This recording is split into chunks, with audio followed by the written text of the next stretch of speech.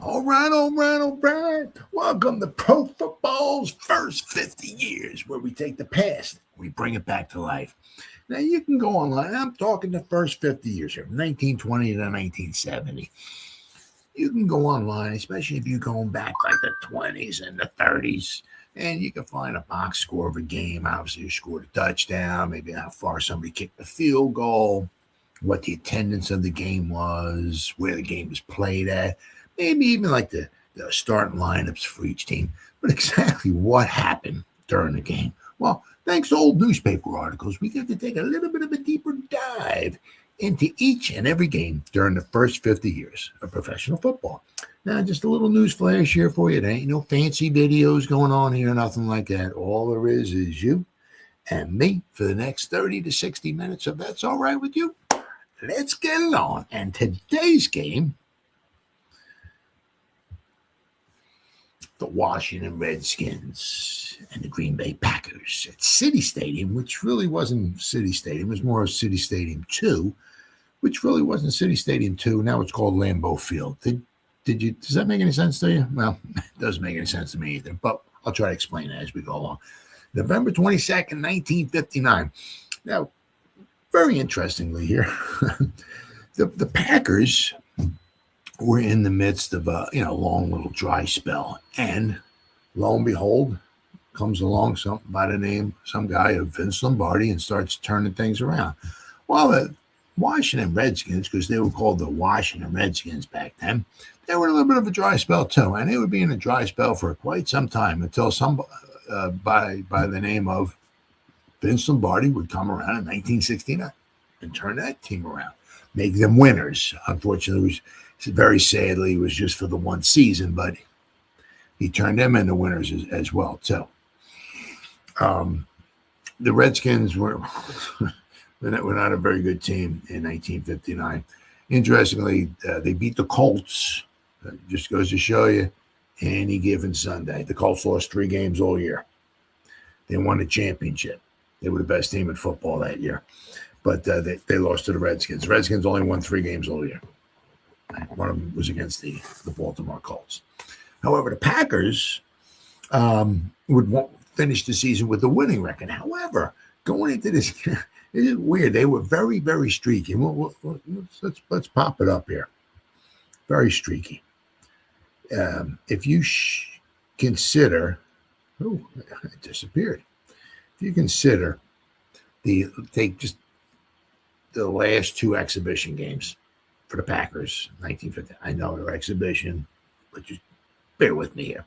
Packers were a rather streaky team in 1959. They would win 5 games in a row, once again, including those last 2 exhibition games. They would beat the Washington Redskins, the Steelers, and the exhibition games at neutral sites, by the way. Then they would beat the Bears, the Lions, and the 49ers to open up the season 3-0. And incidentally, after the first 3 weeks of the season, the Packers were the only undefeated team in professional football in 1959. They were 3-0. Then they lost 5 games in a row. So that's where we're at right now. The Packers were 3-0, number 1 in the Western Division. Now they're 3-5. They've lost 5 games in a row. Something's got to give. Well, the thing that would give would be the Washington Redskins. The Washington Redskins were without the services of their quarterback, Eddie LeBaron, who we'll see as we go into the newspaper articles. Unfortunately for him, he was injured. Highly, we're not talking a top 10 quarterback of all time, Eddie LeBaron, but relatively overlooked. He was a quality quarterback, especially for being as short as he was. I couldn't imagine that guy was like, 6-7 inches taller. He was not very tall. But I could imagine if he was well over 6 foot, being able to see downfield a little bit better. But anyway, we're getting ahead of ourselves here.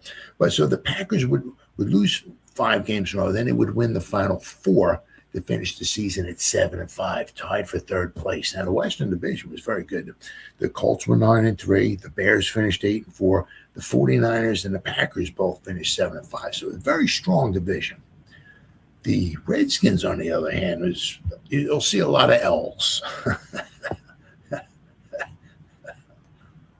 A lot of L's. Now, they played 6 preseason games, 12 regular season games. So as you'll see here, so that's the grand total. If my math is correct, 18 games. Well, there was only 4 W's, as you can see here.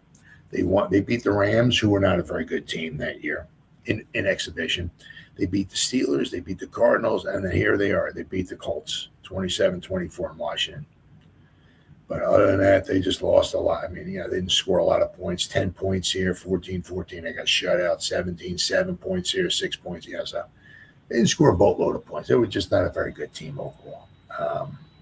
And even going through the 60s. They had some good players, without question, some good players. But they needed a coach, a real good coach that can get it all together. And unfortunately, we're 1959. They'd have to wait another 10 years till 1969 to turn things around. And even after Vince Lombardi left, 1970, they weren't that bad of a team. They had a very good offense. They just didn't have a very good defense. But in 1971, when George Allen came around from 71 to 77, he got them. He whipped them around. He got them in the playoffs. They had winning record every season. So better times were ahead for the Redskins, without question. But 1959 was not one of them. You'll notice here, right, the Packers, they also played 12-game schedule, obviously. 6 games at home, 6 games on the road. 4 of those home games were at City Stadium, which would be later renamed, as we're going to see in a minute here, 1965, Lambeau Field. 2 of the games that they played at home were at County Stadium in Milwaukee. Now, they played, I don't know if that had something to do with the stadium. I don't know. But at City Stadium, which is now, once again, Lambeau Field, they were 4-0. At County Stadium, which was in Milwaukee, they finished 0-2. Once again, I don't know if it had any coincidence. I don't know. But you'll see here, right? The Redskins, they won at City Stadium. 49ers, they won at City Stadium. Then the Lions, they won at City Stadium. And the Bears, they won at City Stadium. County Stadium, the Rams annihilated them 45-6, County Stadium. And then against the Colts, they lost a tough game there. But we'll also see, because after this game here, and we're just talking November 22nd, it's not even Thanksgiving yet. The final 3 games they play on the road, because as we'll see in some pictures here, there was actually snow in Green Bay. I mean, they had to get out of Dodge. I mean, I'm in Jersey here, so usually by the time middle of November rolls around, it's 40, 50 degrees. It's not bad. Still relatively comfortable, but not in Green Bay, so usually the schedule makers would do them a favor, right? They would get the first few games of the season. In this case, the first 4 games of the season were all at home. Then they had this game here, back-to-back games, and the last 3 games were on the road. They played in Detroit, which was not usually very warm, but then the last 2 games they always played out on the West Coast. They always played the Rams and the 49ers, so they got out of Dodge. So this game here, obviously, is played at Lambeau Field. So we'll go over a little bit of history and some of the pictures. Not that you need to know too much about Lambeau Field, but it wasn't called actually Lambeau Field. It was called City Stadium or City Stadium 2 or the new City Stadium. So, all right, where are we at here? Lambeau Field Wikipedia. It's all just straight Wikipedia here, right? All right. Obviously, an outdoor athletic stadium in the north central United States, located in Green Bay, Wisconsin. Home field of the Green Bay Packers. It opened in 1957 as City Stadium, replacing the original City Stadium at Green Bay East High School as the Packers' home field. It was informally known as New City Stadium for its first 8 seasons. It was renamed in August 1965 in memory of the Packers' founder, player, and longtime head coach Earl Curly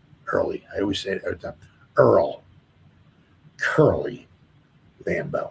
For some reason, every time I say that real fast, I'm like Early Curly. That's because I'm a moron.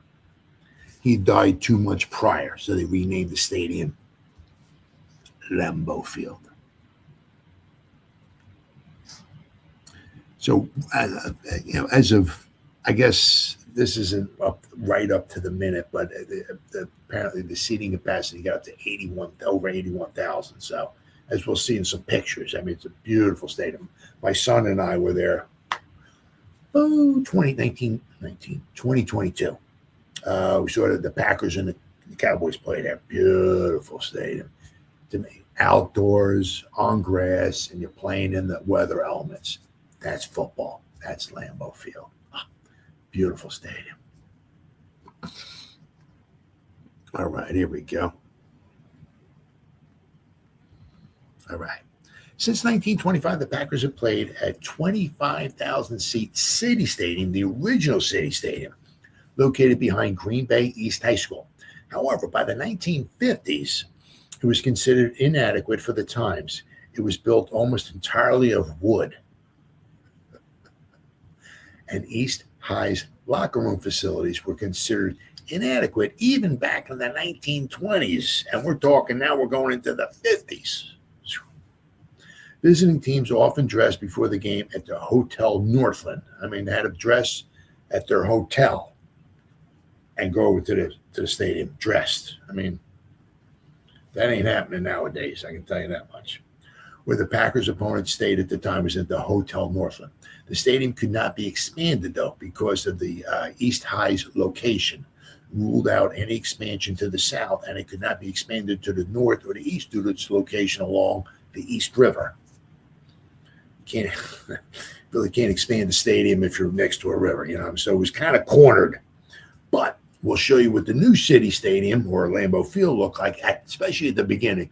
Totally different situation than original City Stadium. Officials in Milwaukee, 120 miles to the south, where the Packers have played a part of their schedule since 1933, knew that City Stadium was less than ideal as an NFL venue. So they built Milwaukee County Stadium in 1953 in hopes of luring the Packers there full time. As originally built, County Stadium was double the size of City Stadium. Soon after County Stadium opened, the other NFL owners threatened to force the Packers to move to Milwaukee unless they built a new stadium. In August 1955, the Packers announced plans to build a new City Stadium in Green Bay with a seating capacity of just 32,000. But the stadium was new, more modern facilities, and at least it held at the time about 7,000 more people. The new stadium was the first modern stadium built specifically for just an NFL franchise. At the time, the 11 other NFL teams were playing either in facilities shared with Major League Baseball teams or in other pre-existing shared facilities. The new stadium, originally known as New City Stadium, was officially opened in Week 1 of the 1957 season on September 29th as the Packers upset the rival Bears 21-17. It was the same thing this year, 1959. We're talking about Week 1. The Bears came to town, and the Packers upset them 9-6.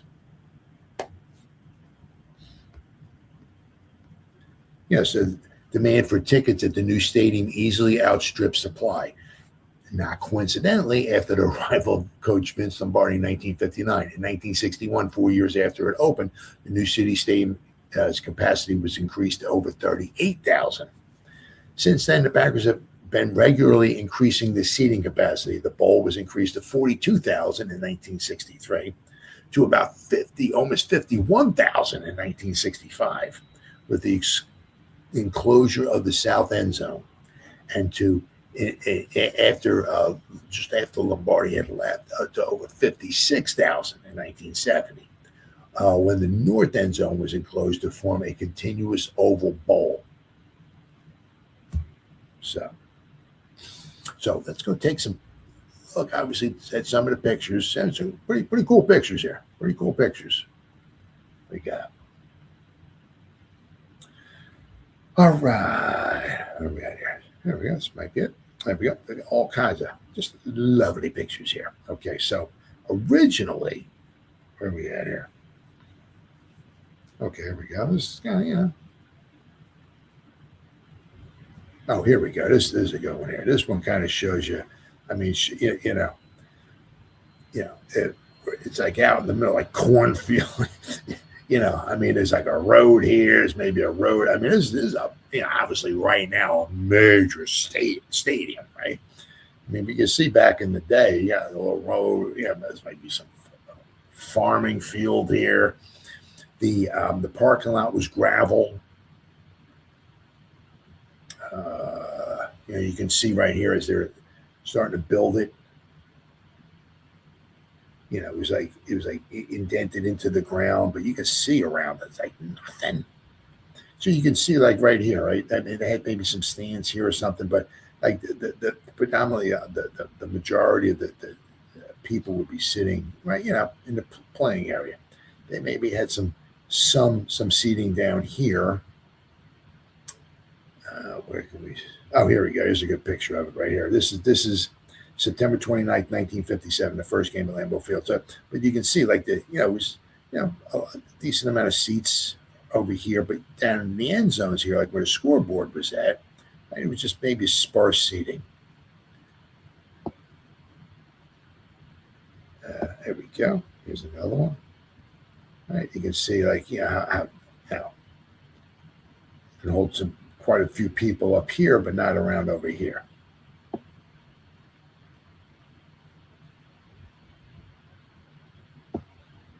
Oh, here's a good picture right here. You see this? See, it's not quite the bowl, right? I mean, you got a nice amount of people here, a nice amount of people here, but right down here, very sparse, right? And then, of course, obviously they kept adding to it, and then finally, all right, you get something like that, obviously, or something like that. See, I mean, just a sea of freaking people. I mean, just absolutely beautiful. Obviously they're adding all the luxury boxes up here, and it's absolutely beautiful. I mean, look at all the cars and everything. Just simply freaking amazing. I mean, unbelievable stadium. Yeah, really. I mean, if you love football and you like to enjoy watching other teams or going to other venues and stuff like that, this really, I mean, Lambeau Field. It's unfortunately starting to diminish. I mean, because more and more teams are starting to talk about. I think even like the Bears or maybe the Browns or something are talking about building maybe a new stadium or something and putting a dome on. I mean, come on. I mean, this is absolutely beautiful. So you can just see as time went on, how they started adding to it. I mean. Once you start winning, like they were doing in Green Bay, it didn't take long. I mean, they really support their team there, and it didn't take long at all. This first year, right, they were 110-1 and 58. He comes there and they're 7-5 the next year. Then the next year they go to the championship game, and if a couple other things went right, the Packers would have won that championship game. But it was what it was. The Eagles won, but. 1961, 62, the Packers win the championship. So times were good. So obviously you can see where the tickets, the demand with the outpower the supply that was there. So that's why they had to just keep expanding. But absolutely beautiful stadium. Once again, highly recommended. The people there are absolutely. I'm in South Jersey here. Right by Philadelphia. We got a lot of rude, obnoxious, especially when they get drunk, just nasty, mean people, rude fans. You don't get that out there in Green Bay. Nice and I'm not saying people don't drink out there. I'm just saying the people who live out there, respectful, nice, polite. Even if they vote against your team, they do it in a respectful way. And, I was really overtaken there. I mean, Yeah, I remember coming back from Green Bay with my son, and I was like, I don't know if I heard one 4-letter word the whole time I was out there. It was just simply amazing. People are so nice out there, really, really are. So let's go and let's let's look at some newspaper articles. All right, so we're going to go to the Evening Star, it's a Washington, D.C. paper. November 23rd, 1959 edition. And we, along the way, we got some pretty pictures to look at. Of course, they're all black and white, but yes, we can. All right, so this one here is Gary Knethel makes a leaping catch of a pass thrown by Bart Starr for the Packers' first touchdown against the Redskins in the second quarter. The 11-yard play started the Packers on their way to a 21-0 victory. Frank Kucha, Redskin linebackers at left. Gary Knethel, a very overlooked person. I mean, a lot of people know whatever. Well, I think, especially about the Packers, I'm thinking Max McGee and Boyd Della. But Gary Knethel, I believe that's how you say his last name, was highly underrated. Very good wide receiver. Very good wide receiver for the Packers. All right, so here we go. This is, let's see, from the Washington Redskins. Here we go. Failure on key plays sabotages the Redskins. Packers click in the clutch. The Redskins had no one but themselves to blame for their 21-0 blanking by the Packers in Green Bay yesterday. True, the Washington club was playing without its number one quarterback and its best pass receiver, but it was an inability to come through on the key plays that spelled defeat. While the Redskins were floundering, Paul Hornung, Bart Starr, Gary Knethel, and Jim Taylor were making good and clutch spots to give the Packers their first shutout victory in 10 years before an appreciative crowd of 31,853 at City Stadium. Now, that's just shy of a sellout crowd. I can talk, I promise. Usually a sellout crowd for a City Stadium was a little over 32,000, so they were a little bit short of a sellout crowd. Possibly because of the 5-game losing streak that they had. Maybe had something to do with it. I don't know. But Starr, an Alabama alumnus who never had quite clicked before in 4 years of pro football, finally pitched a winner for the Packers. It was his first in either league or exhibition games. Bart gained only a modest 120 yards through the air on 11 completions, but he counted for his team's first 2 touchdowns and helped set up the third before he was shaken up and had to leave the game. Hornung didn't rewrite the record books with 78 yards on 16 carries, as you see, right? You see here. The Redskins got some yards rushing, but there was their passing. Of course, as I said, they had a backup quarterback in there. 7 out of 24. The Packers weren't much better, but the Redskins lost 2 fumbles. Yards penalized. Look at this, 16 and 9, 25 total yards penalized. Wow, unbelievable. Let's see. But he and Taylor gained ground when it counted most, and Paul scored his team's final touchdown with a 5-yard off-tackle blast early in the third period.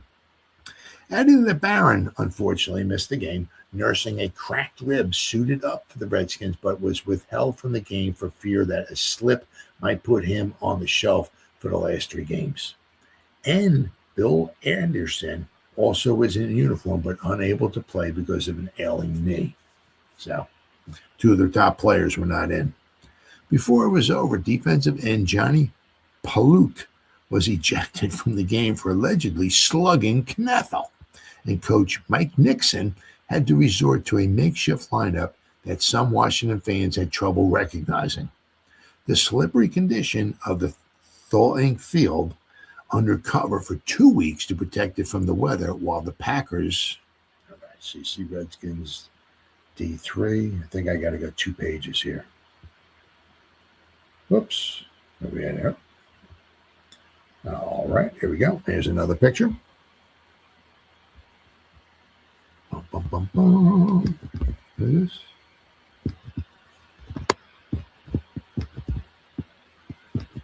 All right, here we go. What do we got? Paul Hornung gets out of the way of Gary Glick, number 21,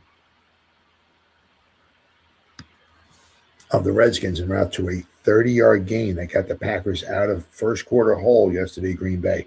Shoved back to their own 2-yard line, the Packers went all the way for their first touchdown in the 21-0 victory. Also shown or tackle Willie Renfrew, number 71 of the Redskins, and guard Fuzzy Thurston, number 63 of the Packers, making a block there. Now this is the Redskins helmet, which I thought was pretty cool. They had I guess like feathers down the back, middle back. There was nothing on the side, either side. Maybe a little stripe up here, whatever it was, but there was like some feathers, looks like, on the back part of their helmet there. So we continue. So while the Packers were on the road, the field was covered for a couple weeks. Dictated a short, so I guess the field conditions dictated a short passing game with emphasis on the running game, as you saw, well, you see right here, right? Bossler had 19 carries for the Redskins for 80 yards. Ralph Guglielmi, I think that's Guglielmi.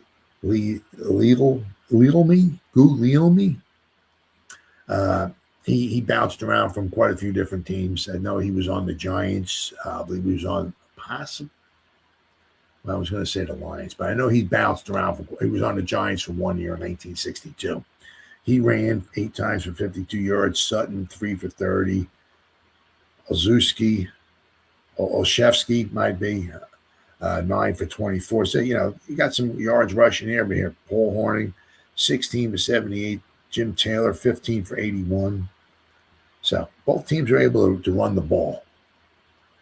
But a lot of that also was dictated by the field conditions, right? But Ralph Guglielmi,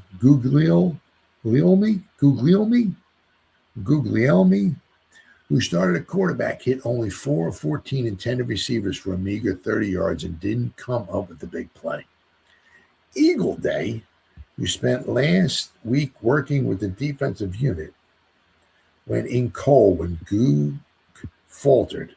He made a credible showing with 3 completions and 9 tosses for 39 yards. And I'm going to just call him Ralph. And Ralph frequently carried the ball, but Day couldn't make the offense go, chiefly because of an aggressive Packer line led by Virginia's Henry Jordan was on its toes. The Redskins outgained Green Bay on the ground, 215 to 186, but did most of their traveling between the 20-yard lines. They reached the Packer 5-yard line in the second quarter, the 16 in the third, and the 9-yard line in the fourth, and faltered each time. On at least 4 other occasions, they were in the Green Bay territory before losing momentum. So I don't know if they tried, well, we'll find out maybe if they tried some field goals or not, but the frustrating day eliminated the Washington 11 from the championship race as the New York Giants won. The defeat, coupled with Pittsburgh's upset victory over Cleveland, buried the Redskins deeper into 5th place and left the coaching staff in its blues mood of the season. Bluest. I guess that's a T here, I guess. Baker's kick blocked. So Ralph Baker, I guess, tried at least a kick, and it got blocked. Hornung started the Packers' first touchdown march, a 98-yard drive with a 10-yard end run on the last play of the first period. Starr's passes to Boyd Dowler and Max McGee, and the ball packing of Hornung and Taylor moved it to the Washington 11 before Starr hit Knethel in the end zone. And we saw that picture. The second score came just 47 seconds before the end of the half after Jordan blocked Sam Baker's 37-yard field goal attempt. So it was only 7-0. Washington was trying to kick a field goal, maybe to make it 7-3, and it could have been 7-3 at halftime, maybe a little bit of a different ball game. But Jordan blocked Sam Baker's 37-yard field goal attempt. Linebacker Hank Greminger picked up the ball and got back to midfield. This time, Taylor, a compact 210-pounder, did most of the legwork before Starr uncorked a 10-yard pass to McGee in the end zone. The Packers iced their 4th victory of the season, which followed a string of 5 straight setbacks with a 79-yard parade immediately after the kickoff, opening the second half. Hornung started the drive with a 17-yard end run and finished it with a 5-yard dash off tackle. Paul also kicked all his team's extra points, but he missed a 47-yard field goal attempt in the last quarter. The Redskins resorted to every weapon in their extensive repertoire.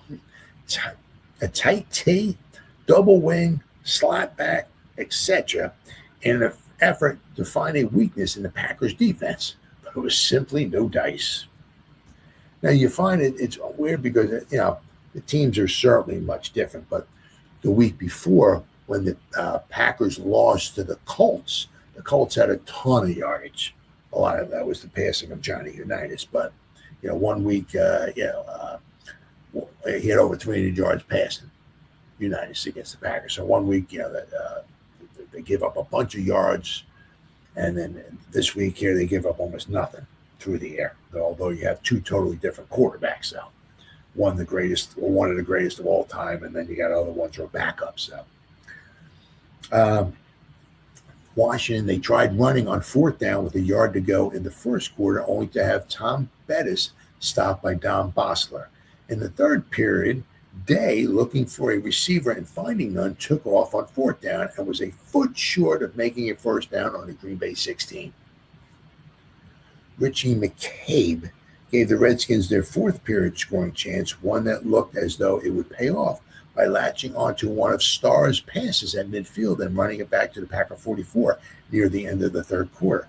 Bosler's 12-yard run, followed by Ralph's 12-yard pass to Johnny Olszewski, and a 9-yard penalty against Green Bay for roughing the passer, moved the ball down to the 9. Olszewski lost a yard before Goog, I like that, just call him the Goog, before the Goog aimed the pass at Joe Walton in the end zone. Walton made a sharp turn to complete his pattern, slipped and fell, and Greminger gathered it in and ran it out to his own 43-yard line. It was just another one of those days for the Redskins. So you can see right here, right? Green Bay scored 2 touchdowns in the second, 1 in the third, and that was it, 21-0. So it was not a banner day, as you can see here, right? So Starr came in. Lamar McCann, who was injured, he came in, completed one of 4 passes for 30 yards. Yeah, they had 3 guys throw passes for them. McGee caught 5 passes. He was the leader. Dowler and Knathel each caught 3. Jim Taylor caught 1. Not a lot of completed passes here. I mean, the Redskins had, 7 completed passes. So it wasn't a banner day for passing, that is for sure. But as we'll see, that there was some snow on the sideline. John Pollock, the Redskins defensive end, swears that he didn't slug and Gary Knathel of the Packers in the second period of yesterday's game in Green Bay. I heard someone running up behind me, Pollock explained to Coach Mike Nixon. And as I turned, I threw up my elbow to protect myself. Nixon was sizzling because George McAfee, former Chicago Bears halfback, ordered Pollock out of the game. Mike thought a 15-yard penalty would have been enough. From the press box, it looked like Pollock took a swing at a roundhouse right, but missed. So, roundhouse right is kind of, throwing your elbow up is a little something different. So he said, in that case, Nixon said, he wasn't slugging. How can you slug a guy when you miss him? Well, he threw a punch at him. So.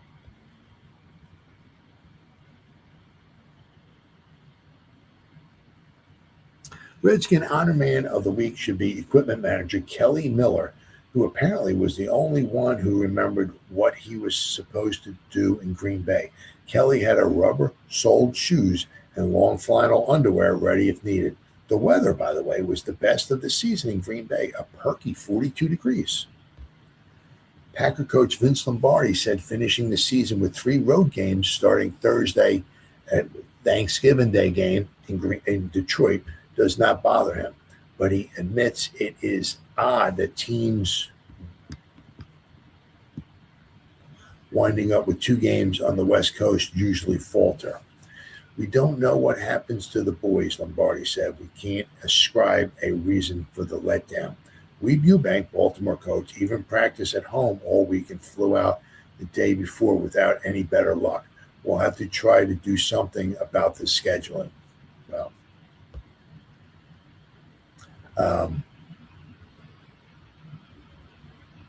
but that's what usually wound up happening with the Packers. The final 2 games of the season, anyway, were out in the West Coast because they just tried to get out of Dodge because the weather started really getting bad.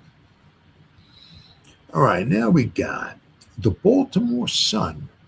All right, the November 23rd, 1959 edition of the Baltimore Sun. Where are we at here? Here we go. All right. Green Bay defeats Washington 21-0 to snap losing streak.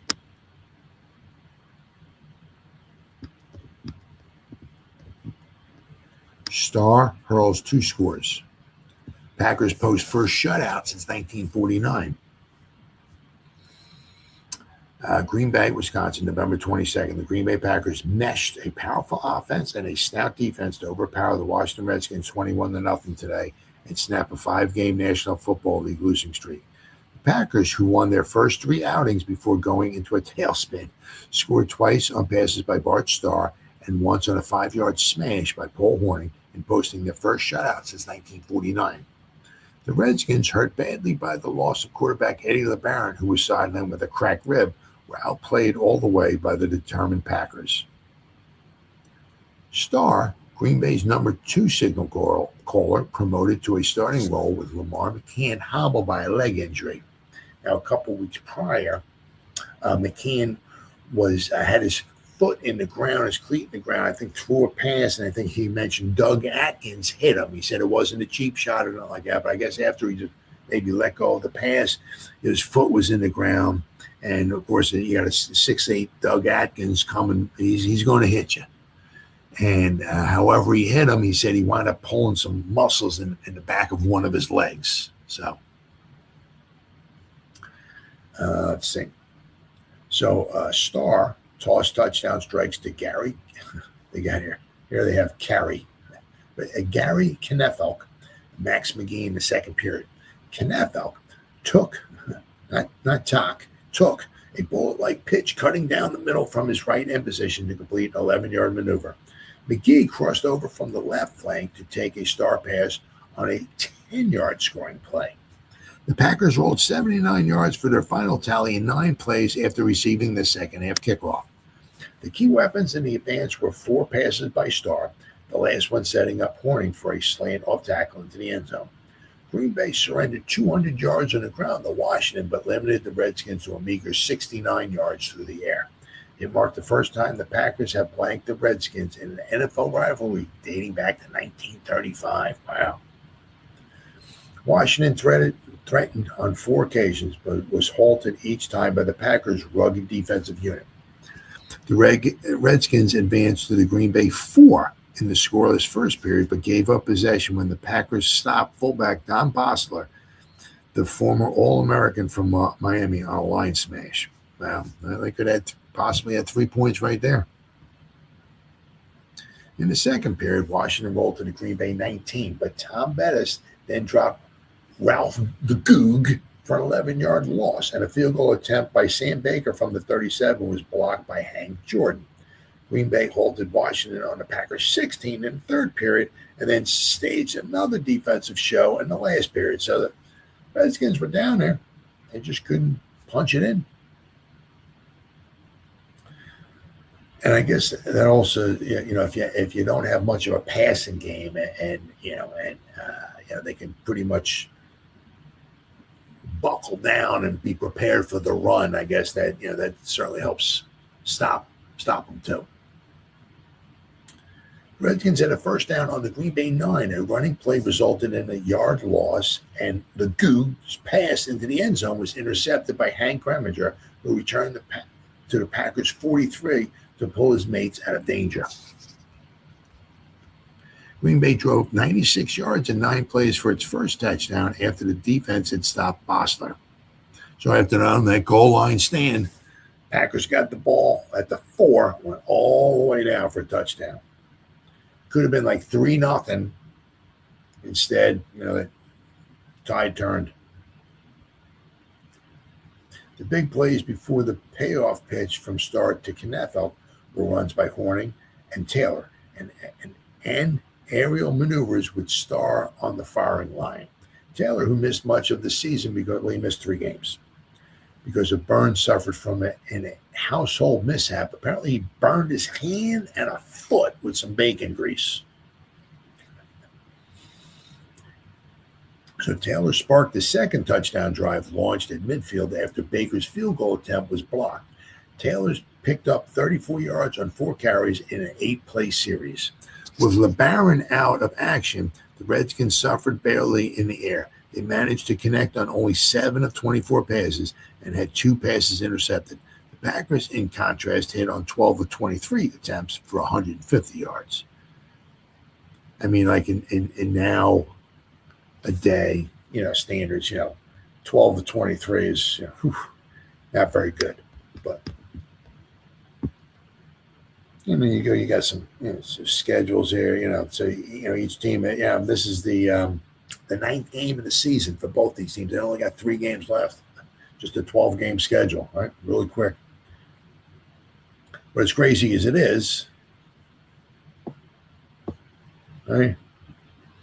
There were 6 preseason games. I mean, they ain't playing 6 preseason games nowadays, that's for sure. All right, so now we'll go to the Green Bay Press-Gazette. Okay, if I can find it here. Once again, I do apologize. I have a lot of tabs open. So to go to the November 23rd, 1959 edition of the Green Bay Press-Gazette. That is, this paper usually has lots of information. Packers blank the Redskins 21-0. Sweep home card. Now they say they sweep the home card. They didn't win all their home games. They won their 4 games in Green Bay at City Stadium. The 2 games that they played at County Stadium in Milwaukee, they lost. So when it says sweep home card, and they only played 4 games at City Stadium in Green Bay, so they won all 4 of those. 31,853 watched Green Bay score their 4th victory. There's no place like home. You got that right. The Packers brought new meaning to that old adage Sunday by ripping the Redskins 21-0 for a clean victory sweep of their 4 league games at City Stadium. And the Packers missed a 4th straight sellout by just 297 fans. A wild souped up of 31,853 fans witnessed the shutout. The gates were 32,150 for each of the 3 preceding victories here. This game had 3 major firsts. It was the first time the Pack had won 4 home league games since the 3 championship days. The first shutout for Green Bay in 10 years when they had a 19-0 victory over the New York Bulldogs and quarterback Bobby Lane in 1949. And quarterback Bart Starr, first and most important victory as a Packer, and it certainly would not be his last.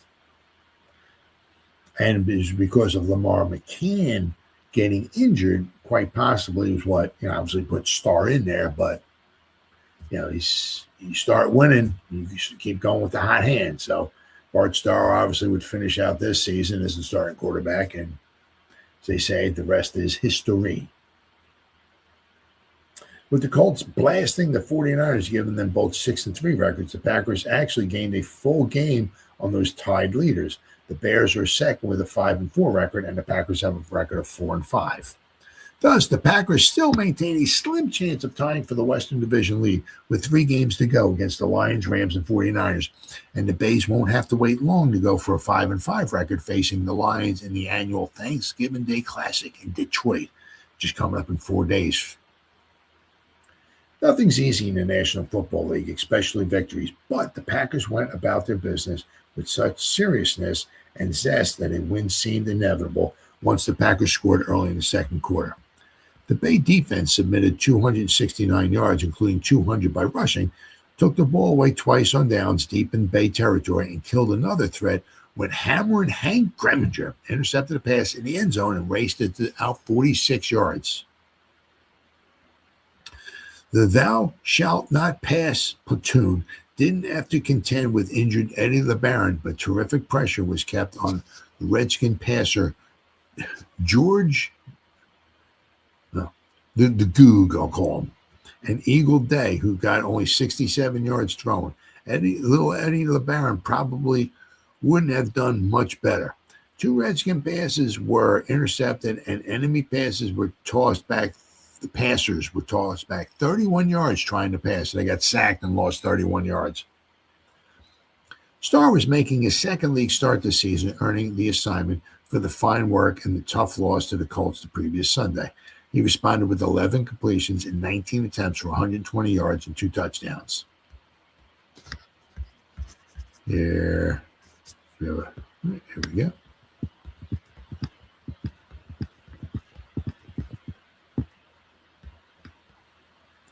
There's all 3 touchdowns right here.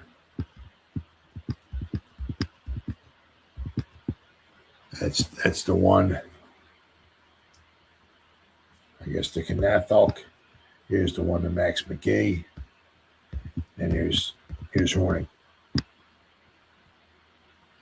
Slashed over the tackle and into the end zone.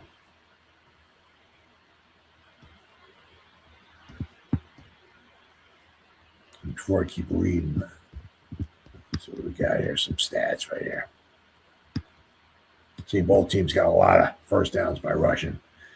Back with 22 first downs, they had 17. But the Redskins had 215 yards rushing, but hardly anything passing.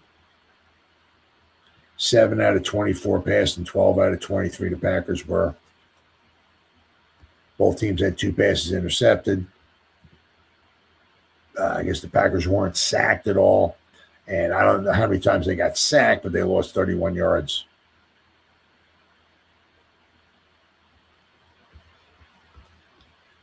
There's the, once again, the rushers.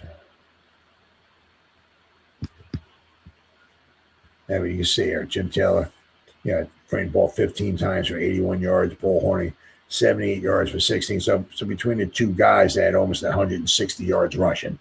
Almost at 31 carries, so over 5 yards a carry. Very impressive. But once again, they're going up against the Redskin defense, was not the greatest. Let's see, I got this. Here we go.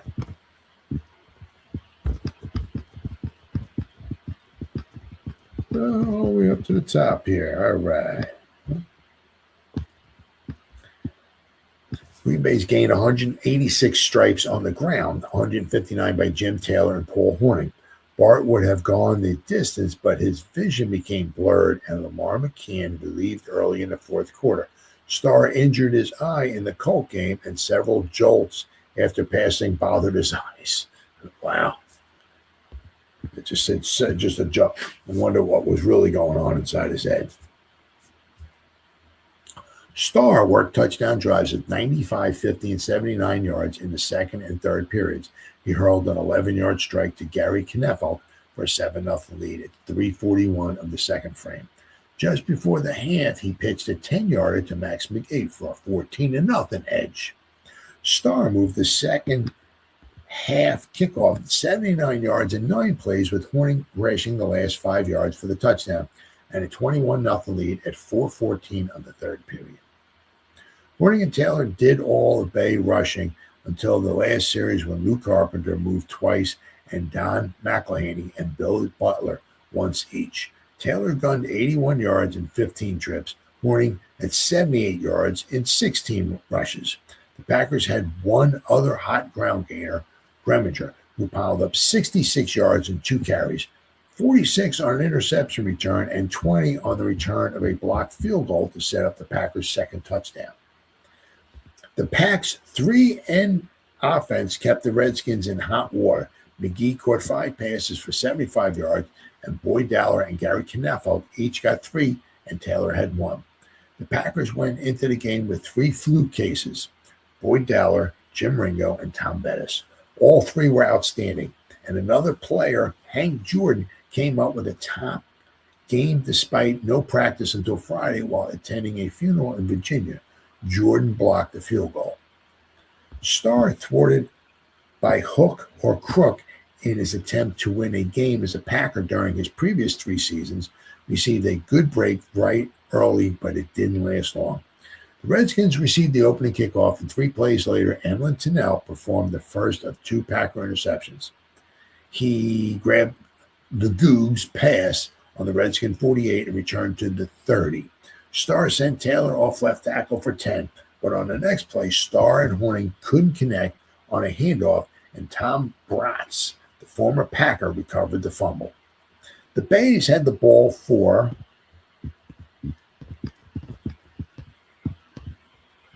only 9 plays in the first quarter against the Redskins' 19. A 19-yard punt by McGee going out of bounds on the Bay 37 set up the Redskins up for a serious threat. Ed Sutton, Johnny Olszewski, Don Bosler, and the Goog ran 2 first downs down to the 14. From this point, Bosler carried 4 times and just missed a first down by a foot on the 5, thanks to tough work by the defensive line and Bettis and Curry on the 4th down. So they could have gone for a field goal, but they didn't. Packers then launched a 95-yard TD march, rolling up 6 first downs in 12 plays. Horning and Taylor got a first down as the first quarter ended. Between Taylor and Horning runs, Starr hurled a 20-yarder to Dowler and 11 to McGee to the Redskin 46. Horning hit the right side for 16, and Taylor swept the same side for 7. On Taylor's run, Big John Paluk took an open view slug at Knafel, and the official booted him out. The personal foul set the pigskin on the 12. After Horning made one and a running pass failed, Knafel made a good catch of Starr's pass in the end zone for what proved to be the winning points. Horning converted the first of 3 extra point tries. A trained punt by Sam Baker put the Packers on. All right. Make sure nothing else here.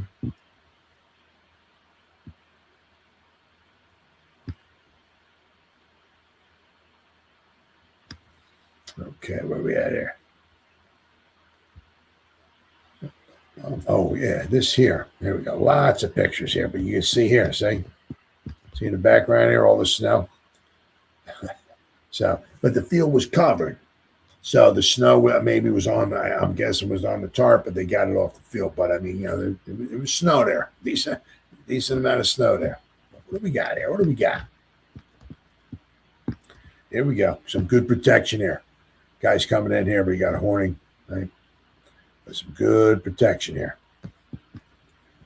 Although this pass was intercepted, pack protection, as exemplified here, was a major key to victory. What do we got here? Packers Emlyn Tunnell prepares to land after making the 18-yard return on 4th quarter interception.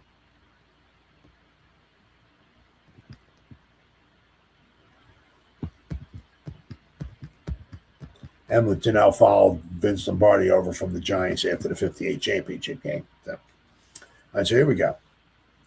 Jim Taylor is dropped for a 3-yard loss by Ed Meadows late in the first quarter. Get over here.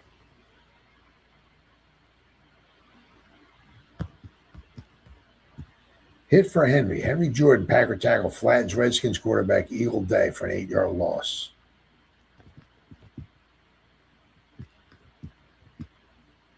Wow, throwing from the end zone here.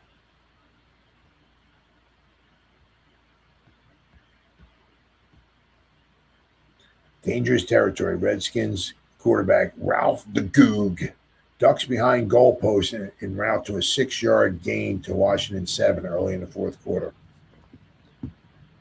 So I guess he dropped back, and I guess maybe it was a design run, maybe, but he picked up some yards. He got him out of trouble there. Once again, you can see some, see all the snow here. Mike Nixon, Washington head coach, consoles defensive end John Paluk, after he was thrown out of the game in 2nd quarter for slugging Packers Gary Knafel. All right, what do we got here? Nothing for nothing. Redskins Johnny Olszewski is dumped for a 2-yard loss late in the third quarter. Packer in play is Bill Quinlan, and the other Redskin guard is Red Stevens. So you can, once again, you can see here, like, got the feathers on the back. Right? There's like nothing on the side, like maybe a little stripe in the middle here. All right, so Green Bay Press Gazette always seems to have a nice bunch of pictures here. All right, let's see here.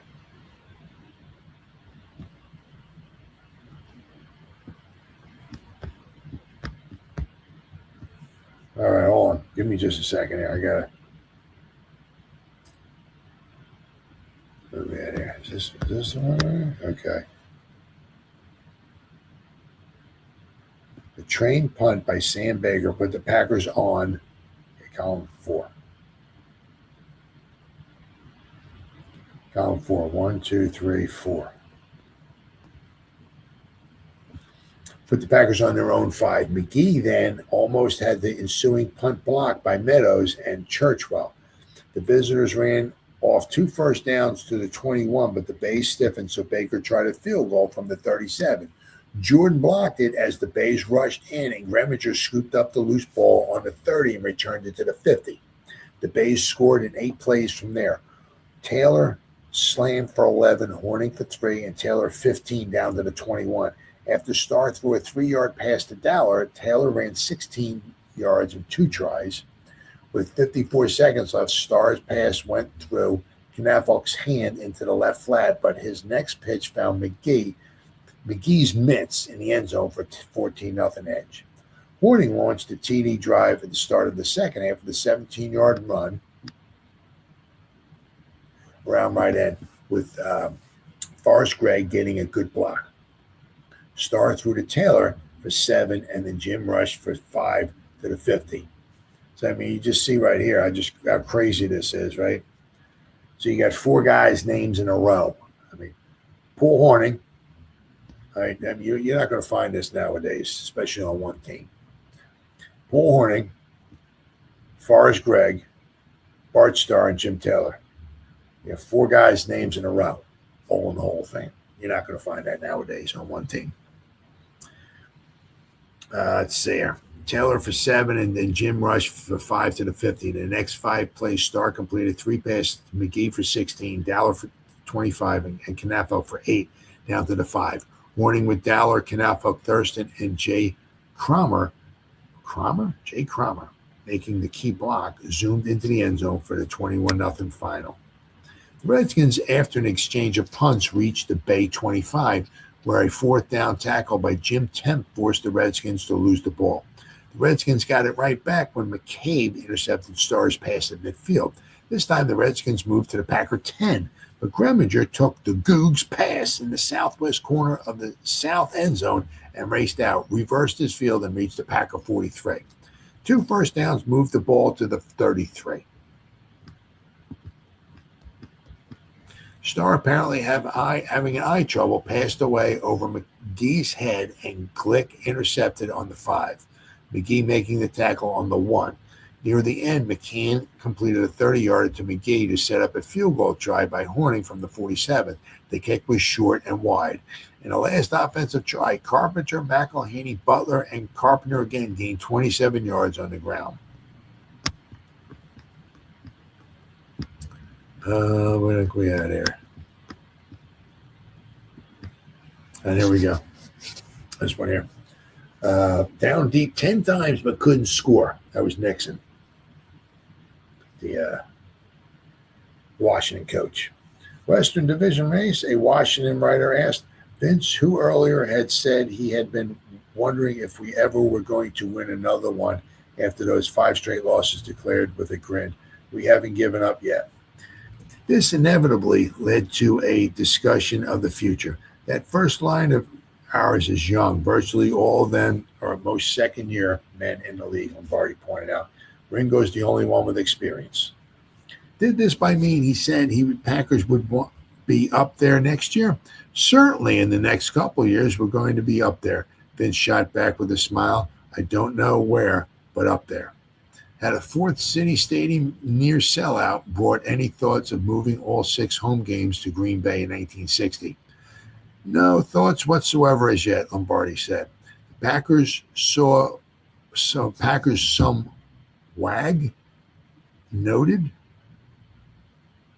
had won all their 1959 games in Green Bay might not be a factor in the eventual decision. Vince broke into a hearty laugh and agreed, "It's a good point, I'll have to admit." Looking to balance of the Packers' schedule, it was suggested that the annual season ends trek to the West Coast might have be a bad psychological effect on the players. "I'm going to try to do something about that in the future," I'm sure he said. Future, Lombardi said. Baltimore's had the same trouble. They always finish on the coast, too, against the Rams and 49ers. They've tried everything, even leaving the team at home until the day before the game, but it hasn't helped.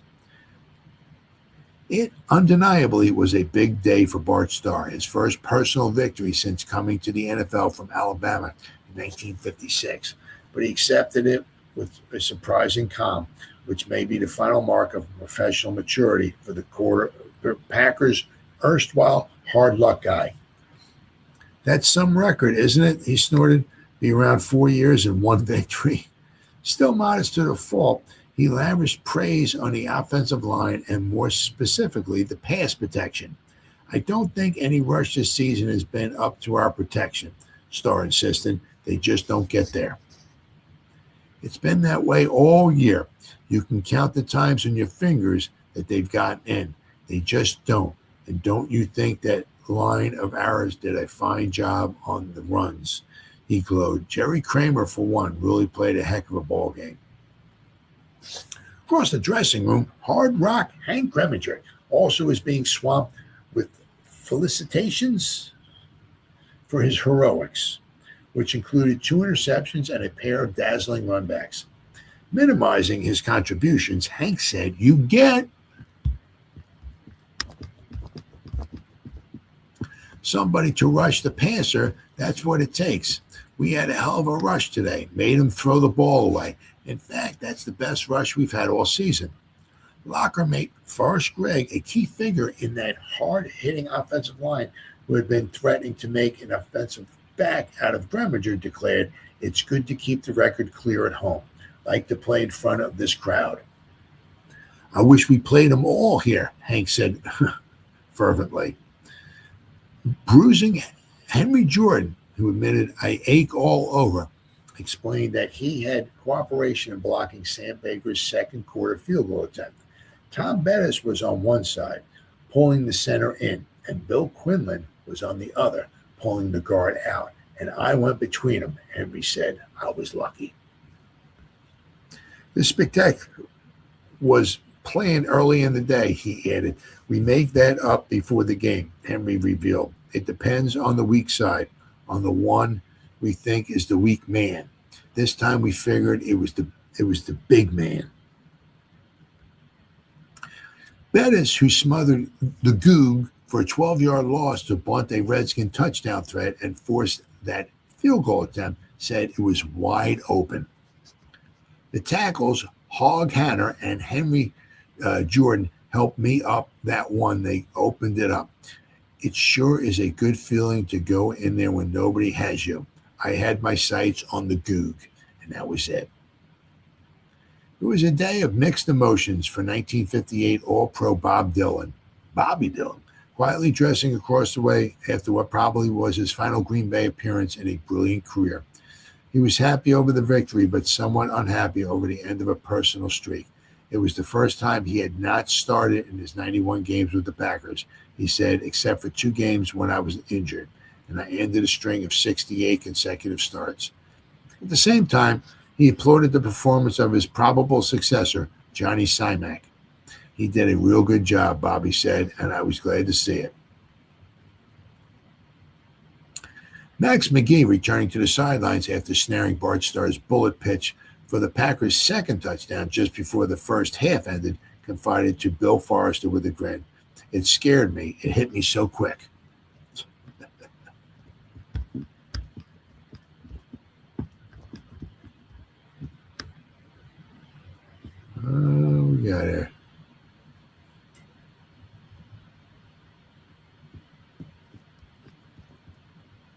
All right.